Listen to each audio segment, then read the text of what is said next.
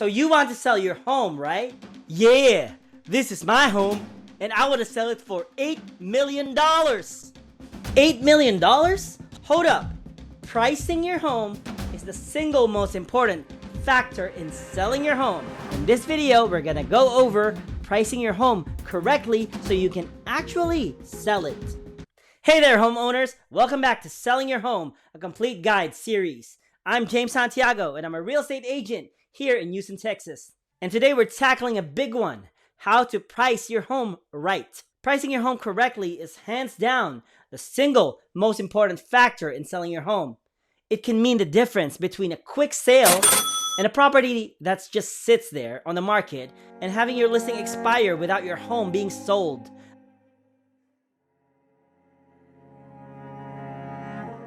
Let's dive in and make sure you're getting this right.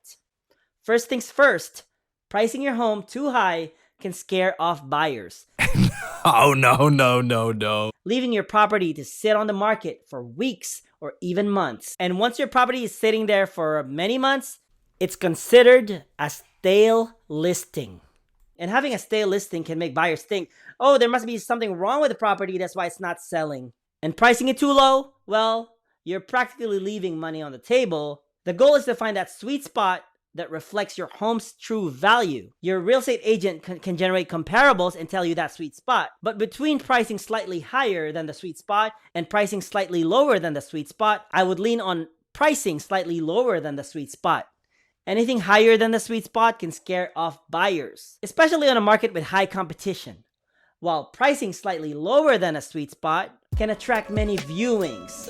And many viewings can trigger a bidding war, which can get your home sold for more than the listing price. You can potentially attract a buyer who's gonna fall in love with your home once they see it in person, but they wouldn't even have asked your agent to see it in person if the pricing online is too high.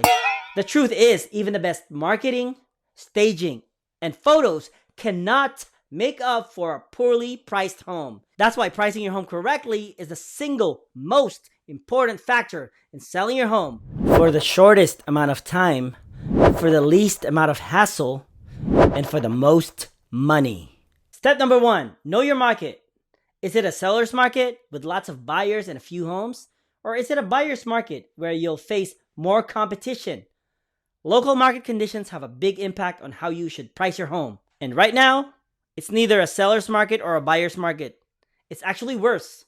The amount of real estate transactions we have is so little that it's comparable to 2008 recession. But every area won't apply to this. Real estate is a hyper-local asset that some areas and submarkets are actually booming, while some areas and submarkets are even slower. Research or ask your realtor to research your area's average days on market, the DOM. If homes are selling quickly, you might have more flexibility to make a mistake by pricing it slightly higher. For most markets today and submarkets, that's not the case. There's not a lot of room for errors. Next, let's talk about comps, short for comparable sales. Look at recently sold homes in your area that are similar to yours in size, condition, and features. Your realtor, if you're using one, can usually provide this to you. These comparable homes are your benchmarks.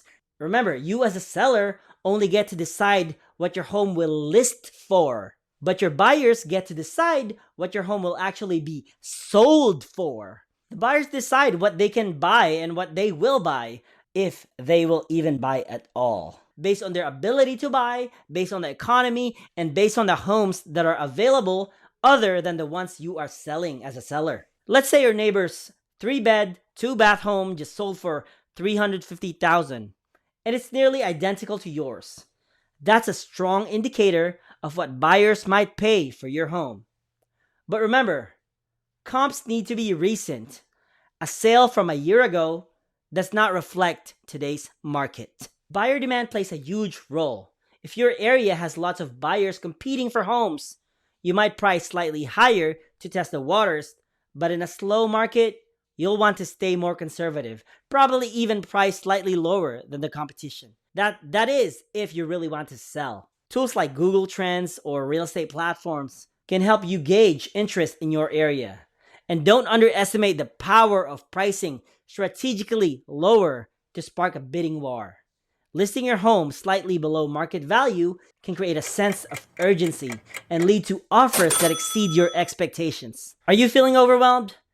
That's where a great real estate agent comes in. They can provide you with a comparative market analysis, or CMA, which is a detailed report of recent sales, market trends, and an estimated price range for your home. This report takes the guesswork out of pricing, giving you a professional recommendation based on data, not gut feelings. If you need a real estate agent here in Houston, Texas, I've been a licensed agent since 2015, but I've been a lifetime student of real estate for far longer. I'll leave my email down below if you need me in Houston, Texas. Here are a few quick tips before you price your home.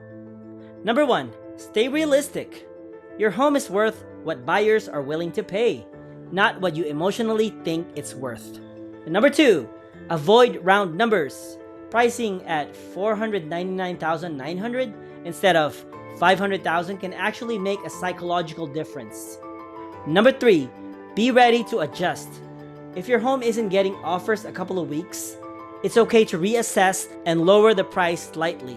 Remember, pricing your home correctly from the start is your strongest tool for success. Pricing your home from the start, from the very beginning, is key, so your home doesn't become a stale listing. So you don't have to play catch up with pricing just in case the real estate market is in a downward trend. Pricing your home right isn't just important, it's everything when it comes to selling. Start with research, lean on the data, and don't hesitate to get expert help if you need it. If you found this video helpful, hit the like button and subscribe for more real estate tips. The next video on the series is episode 4, Marketing Your Home Effectively. For more finance, investing, real estate, and macroeconomics, let's all learn wealthy together. I'll see you in the next video.